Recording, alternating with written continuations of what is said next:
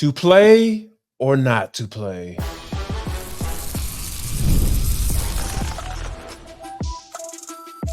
This is the Atlanta Sports Party, part of Locked On Sports Atlanta on the Locked On Podcast Network. Your team every day. Welcome into the Atlanta Sports Party, your home for the best Atlanta sports talk. It's local insight. You can't get anywhere but right here at Locked On. I'm your host, Tenitra, Batiste, and alongside me is Jarvis Davis. The Atlanta Sports Party is part of the Locked On Podcast Network, your team every day. The birthday boy got a little shade from Coach today. We'll talk about that and where the true strength of this Falcons team lies. But first, let's download on day one in Flowery Branch. Head coach Raheem Morris spoke to media today and indicated there would be a ramp-up period for Kirk Cousins and Grady Jarrett as the Falcons, of course, opened training camp officially. Now, Coco kind of indicated, Jarvis, that he would not be playing in the preseason, although he expressed the desire to do so. Now, Coach Ra, he was a little bit more slow your roll. He said that a decision has not been made yet. That said, will a ramp-up type preparation period truly be enough to have QB1 ready for week one?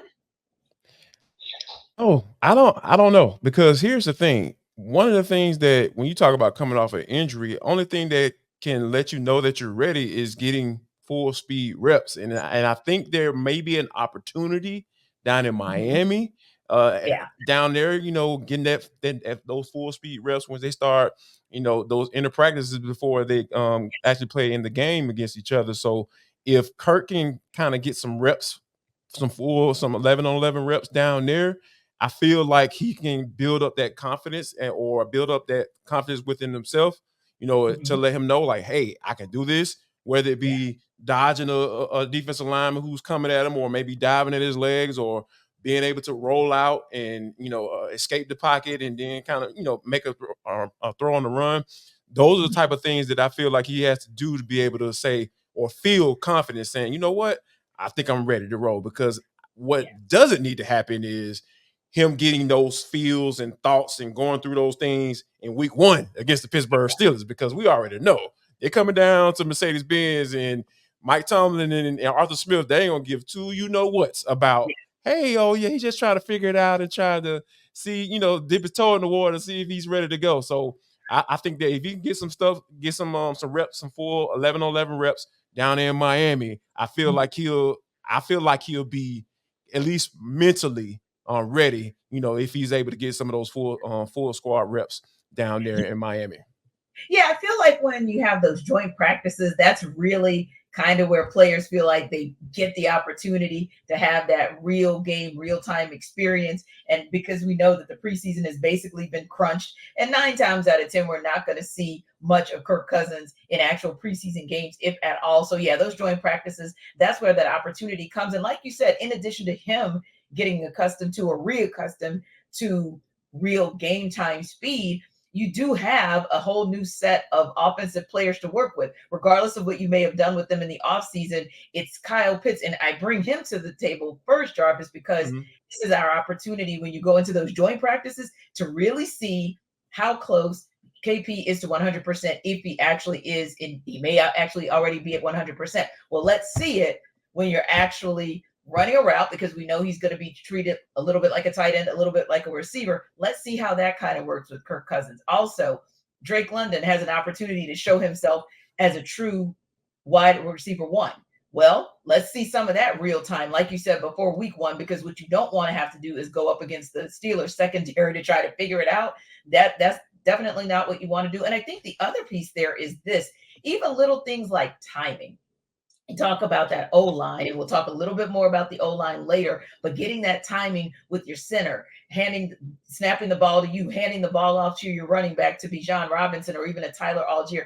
All of those things are great when you're doing it in training camp, but there's nothing like real time, like game time action, like the speed of game time. And not that Kirk Cousins is even remotely like a Desmond Ridder, but how many times did we say at the beginning of last season, and even at the end of the season before, Des Ridder thought this was just going to be like that simple. And then all of a sudden that game time speed hit fast. You know what, T, I actually talked to Kirk about that. Mhm. that exact thing, building up that rapport, building up tendencies, right? Like, okay, what type of routes do you like to run, or him letting them know, like, hey man, I need you to be in this spot because the ball is going to be there and you can count on Yes. that, right? So you Mhm. got to make sure you're doing exactly what you need to do to be able to get to that spot when I expect you to be there. And that's the difference between, having conversations like Desmond Ritter. I hate to bring him in here, like that, but I guess hey, go it right is ahead. what it is. You. The conversation is different, Yeah. because if they're saying, okay, man, I'm running my route, I'm doing what I'm supposed to do, why is the ball not coming there? And Kirk is different. He's a different type of cat. And I was having some conversation with some guys out there at practice today, and when you hear their interaction with Kirk, they were Mhm. almost exactly the same as my interaction with Kurt, having a personal conversation with him, and just talking to him. Like, the dude is just a genuine cat. He's a guy that's easy to follow. He's Yeah. genuine, like he's a real person. Like, he understands, he's genuinely interested in you as a person and who you are. So when you Mhm. bring that to the football fold, along with all of the accomplishments, right? Because that dude has put up some Yes. serious numbers in the NFL. Like, those Mhm. conversations start to happen early and often. And like you said, it's time for to put it on the field full speed against somebody else in another jersey. And that's why I feel like Miami is going to be really huge in those joint practices once they get rolling. Indeed. Now, a little bit of a different scenario of a ramp up period for Grady because of the rotational aspect for the defensive front, if nothing else. So, how do you feel about what we'll see in his ramp up process as it relates to getting him ready for week one? Oh, I feel like Grady will be ready, because here's the Yeah. thing: like, you still have guys like TQ who are going to get Mhm. reps, Ruka Row who's going to get reps, Yep. but essentially, moving on further down the line, guys like Brandon Dorless as well. So, but I think that when you think about Zach Harrison, all of Mhm. those guys are ready. Eddie Goldman was out there. I was like, oh man, you got an Eddie Wow, Goldman sighting, that's right? dope. Right, Okay. he was out there. So when you think about those guys that they have in place, like, Mhm. that is those are going to be valuable reps for those guys, whether it be Eddie Goldman's trying to ease his way back into playing football and being active, or Ruka Roro, who's coming in saying, okay, yeah, I'm a second round pick, I'm trying to prove myself. And then you got Taquan Graham, hey, don't forget about me, I'm out here too. Here, So yeah.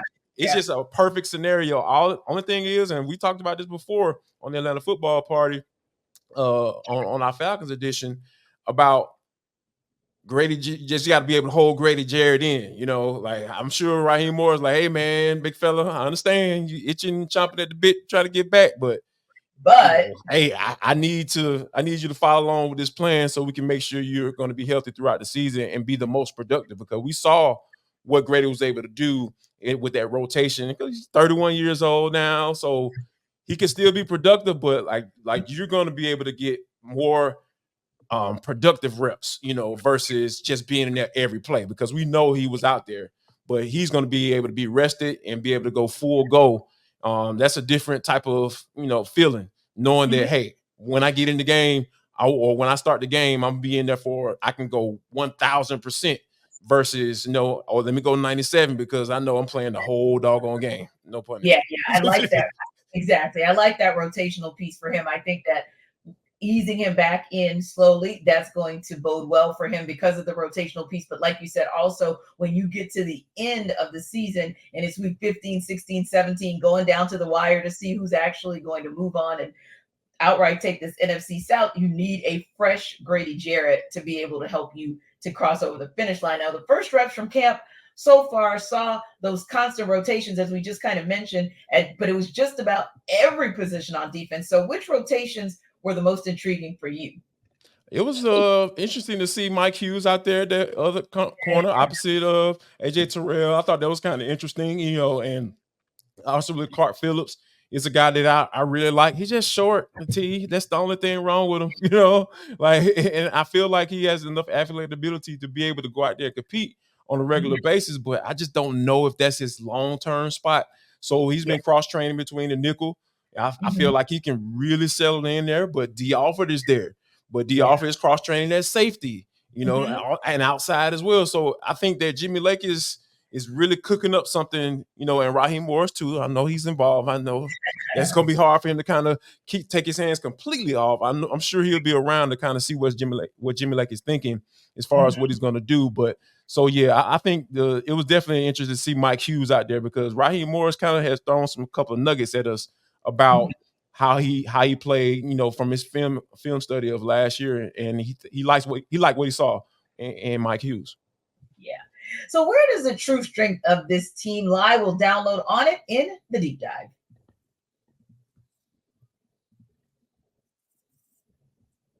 This episode of our Atlanta Sports Party is brought to you by Game Time. Game Time is an authorized ticket marketplace of Major League Baseball, which makes getting tickets faster and easier. Prices on the Game Time app actually go down the closer it gets to first pitch. With killer last minute deals, all in prices, views from your seat, and the lowest price guarantee, Game Time takes the guesswork out of buying MLB tickets. So think about this. They have flash deals where you can save even more money with exclusive in-app deals on select seats ahead of a game or an event.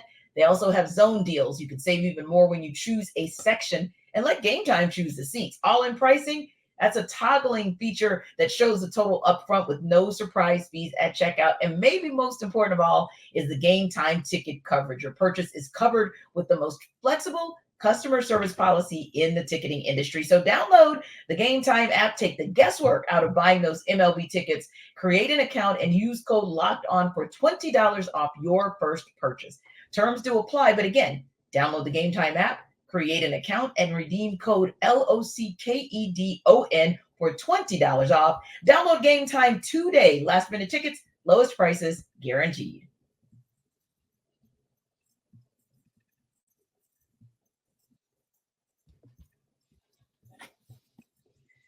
So, Jarvis, it's interesting to think back 3 years ago. I can think about going to training camp and interviewing one O lineman after another, after another, after another, and just wondering when was it going to stabilize. Well, lo and behold, here we are in 2024, and it turns out the Falcons offensive line is the most experienced unit returning in 2024 with all of its starters from last season. So that said, should we then expect that position group is the strength of this team?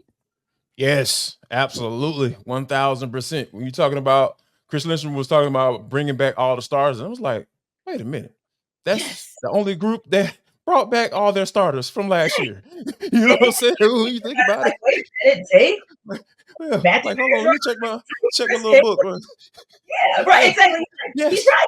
yes, he's right. So yeah, when we talk about continuity, that's probably not probably that is the most important group to Indeed. be able to have each and every person, Yes. there and understanding because so much depends on those guys moving in sync, especially when you're talking about running the zone scheme, because those guys got to take steps at the same time, be able to connect with guys, be able to say, understand, have that nonverbal communication when they're double teaming guys like, hey man, going up to the next level. I got this guy. Let me go do what I need to do. So, and that takes time. But Yeah. when I even talked to Jake in the spring, he was talking about how playing next to Matthew Bergeron was pretty special Mhm. because that cat was he can understand and look at him and understand that, hey man, this cat is going to be is a good one.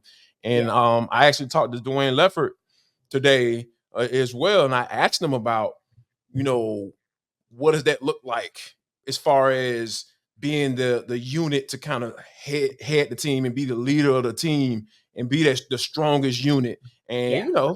coaches, offensive line coaches, is like, I'm not going in with that type of mindset, but Mhm.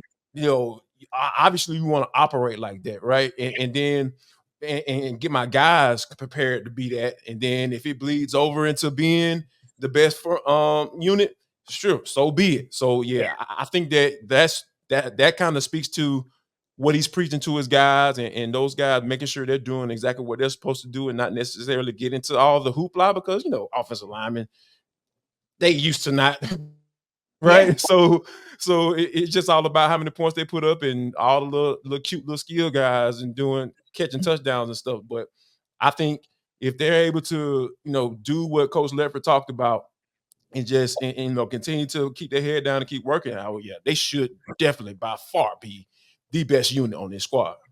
Yeah, and let's be honest, games are won and lost in the trenches. And 1000%, T. yeah, right. And we just talked about it in segment one. The Mhm. defensive front is kind of still a little bit of a work in progress. Very strong pieces to the puzzle, if you will, but we're not Sure. quite sure. Even with the rotational piece, we're not quite sure how it's going to play out in terms of who you see out there getting the most reps, the most rotations, or the most plays, if you will, where they're going to be out there. But with the O line, that's a little bit different because we've seen the ugliness of an O line rotation. That ain't cute. That ain't cute. And when you have a quarterback like Kirk Cousins and a generational running back like Bijan Robinson, the last thing you want to think of is one thing: A, you don't want to think about your quarterback running for his life, and B, you don't want to think about your running back not being able to get to the second level because there's not an O line that helps to open up those gaps for him so that he can run through them. So I love the fact that, and you know me, everybody by now should know, if you've been watching the Atlanta Sports Party or anything on Locked On Sports, what's my favorite group? O-line. O-line, Because yes. that's where you really have to be cerebral about the game. Like you said, lockstep with your feet. I don't have a millisecond to look over to see what you're doing or double check you. It's got to be, this is how we practice the cadence, and this is how we need to deliver the cadence in a game. So when you are talking about this offense returning to what we saw in the Matt Ryan era, for lack of a better term, your O-line is really going to be so responsible for whether or not Kirk Cousins can be that guy, because they've got to bring that protection. And more importantly, if we get to see the Bijan that we all thought we could see, or even Jarvis, we know we want to continue to see Tyler Allgeier get those opportunities in key moments. When we're just trying to get a 3rd and 1, O-line, give Tyler Allgeier the opportunity to get the one and move the chain. So yeah, I love that they are the strength of this team and that there's a core that's been there together, because now it's easier to just plug in one new guy in Kirk Cousins as opposed to trying to figure out what these 5 have to do. T, like I promise you over there preaching. You preaching over there. Like, I just need to know the scripture so I can follow along. So, but when it was funny because Raheem Morris was asked about, wide zone and kind of get real schemy, right? And he was like, "Yeah, I'm not gonna reveal what we really try to do." But I love what he said though. He said, "At the end of the day, we want to run the damn ball." Yep. And that's why I say people like, okay, there, all that stuff. I get it. Yeah, that's 3 wide receivers. Yeah, okay. But they want to run the ball. If it's a single back set, I like Bijan Robinson in a single back set. Cool. That man can see everything. He got some great vision. He's gonna be able to, Tyler, you're gonna be able to do it too. I feel like, so, but we understand. You heard what the head coach had to say today. The man said we want to run the football. And I talked to Jake about that too in the spring. Like, he said, yes, we want to do that. Ideally, that's where we want to be. We want to be able to run the ball and go forward, because Lord knows offensive linemen don't want to be backpedaling all game. No. And legit, that is their strength as well. We know that they were one of the premier O-lines when it came to the run game. That was their bread and butter. And so, yeah, you want to lean into that. And also, I think about even your Super Bowl champion and even your runner-up. Where would they have been without Isaiah Pacheco and Christian McCaffrey, especially as you get deeper into the regular season and you go into the postseason? You've got to have that run game. Everybody got to do it in playoffs, T. Everybody. Yeah, everybody got to do it in the playoffs. Yeah, what you don't want is Kirk Cousins. Not that you want him doing that during the regular season, but you definitely don't want him chucking it up and down the field in the postseason and expecting that to be the way that you win a game. Now, of course, QB 2-3, I guess, because I know that there's more than just the Michael Penix out there. But ultimately, a few folks were looking to see what he was going to do. Really didn't get to see primetime action from MPX today with the ones. He was getting reps more with some of the first and second year players. But what was more intriguing was the fact that D'Angelo Malone was also getting reps with the first and second year. So now going into his 3rd year, JD, does it concern you that he wasn't working with the ones today? And what about Troy Anderson? Oh, wow. Like, when you think about, those two guys, like, first I'll start with D'Angelo. D'Angelo, going into his 3rd year, they were running a true 3-4, but multiple, but true 3-4, and your outside linebacker rush type guy. But he was a little undersized. So, and then you change over to a 4-3, and it's just like, okay, is he a stand-up linebacker? He's definitely not a defensive end in a 4-3. So it just like him being that whole tweener type piece and kind of getting a look at him today, he seemed like he's not bigger than he's been in the past. So it doesn't tell me that, hey, oh, he's about to start doing some outside linebacker, getting some of those reps, or on in nickel and everything like that. So it just it concerns me because he's will forever be known as the guy that that was the pick he got from the Colts, and they took D'Angelo Malone, and replace Matt Ryan somehow. I was just like, all right, that's an interesting tie, but okay, whatever, we'll go with that. But I think overall, he should be concerned if he's still over there, because Yeah. if it's not stand up linebacker, we And already yeah, know the log jam because you mentioned Troy Anderson. Troy Anderson, he wasn't getting no. I mean, he would got a few reps, but it was Nate Landman. I know it's Landman. I call the man Landman, Landman, and Ellis and mhm, Nickel. You know what I mean? And that's you're in that thing 75% of the time. So if those are the guys, those are the two that's in there on third and long or whatever, or passing downs, passing situations, Troy Anderson got a lot of work to do, T. And I will stand on the top of the mountain and say, hey man, y'all were pumping this dude up. You better exactly. do something. Yeah, You right. better do something. You got about a month to get it right. Yeah, yeah, because I think we're seeing more battles in that space than we've ever seen, at least in the past couple Sure. seasons. So yeah, I think it's one of those where you're going to have to figure out how to show Jimmy Lake your versatility if you want to be a part of that rotation that we've been talking about so far this afternoon. Because again, this is the start of training camp, and you're kind of working with the first and second year players. You're going into your third year. So it's like, yeah, you're going to have to do something that shows that, hey, when week one comes and it's time for us to take on these Steelers or host these Steelers, I'm ready to be a part of the rotation. Coach put me in, for lack of a better term, as opposed to you get to the first or second or final cuts and it's like, well, D'Angelo Malone, thank you for your service. Yes, for sure. So speaking of shade, the birthday boy got a little shade from Coach today. We'll talk about that in Around the Metro.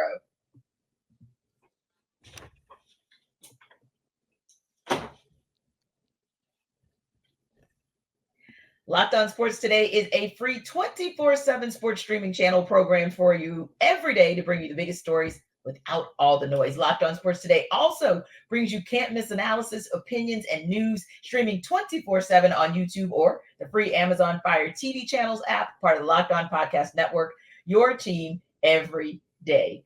So, of course, as training camp wrapped, we always have something funny that we take away, whether it was something funny that someone did or something funny that was said. What for you was maybe that funniest thing or a fun thing about day one?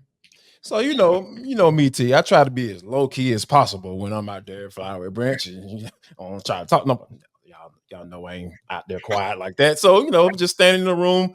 By the way, it was super duper packed in that mug. It was hot. Your boy get hot real quick, sweating Uh, that thing. And Raheem right. Morris was trying his best to keep everybody, keep it light, as he going through his press conference. And Yeah, then, so he was asked about, keeping fights down because yeah. most coaches don't care for that stuff. Like they feel like it's a Uh, waste of time, and then of course you can get hurt doing going through all that. And as he was talking to, saying those things, he kind uh-huh. of looked at me and pointed at me. He was like, "Yeah, you know how people when they get angry, they just angry, all the time." I was just like, "Hold up, bro! Like you talk about me? Like why you gonna do me like that?" And I was like, "Did you talk to my coach or something? Because back in the day, T, we used to get it in, at practice." And my You're coaches, college coaches a little bit different. They were like, "Yeah, man, y'all go ahead and fight. We need to keep this practice up because going through the uh-huh. dog days or practicing Oh, every yeah. day and all that stuff, man, you just get Especially in oh Georgia. Like, yeah, whew, it just can get bad, and then tempers are gonna flare up and everything. But yeah, I thought that was kind of funny that he kind of throwing a little shade at your boy. He trying to do your boy like that, T man. I'm like, man, I'm just out here trying to work, man, get some information. You know what I'm saying? Make an assessment for y'all so I can do my show. You up here throwing your boy up on the bus like that. Don't do that. But it was all love though. Yeah, man. Ra is a good guy, yes. and I'm truly excited to see how this thing roll because Lord knows it was a lot of people out there today, T. And for Yeah. So hopefully it stays that way because you know how it is. If they start going downhill, Oh one, oh that two, oh. room gets a lot more room and we can feel the AC a little bit more. Yes, exactly. But yeah, I think there's always an excitement that day one. But one thing that we noticed even in the opening press conference at the Benz and in the first press conference for OTAs, Raheem just has a different approach.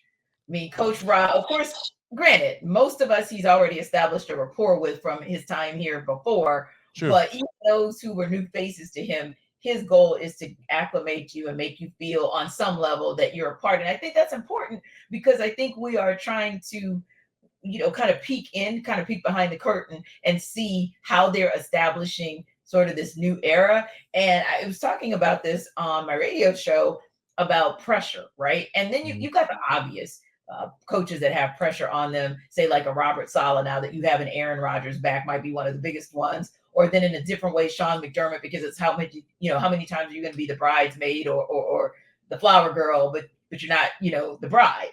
But Mhm. Raheem Morris is pressure is a little bit different because it's more of okay, we got your Kirk Cousins and you got weapons that he can throw to. You got a running back who can support us not just chunking it all over the yard. We've got good pieces on defense. Now, what are you going to do with them?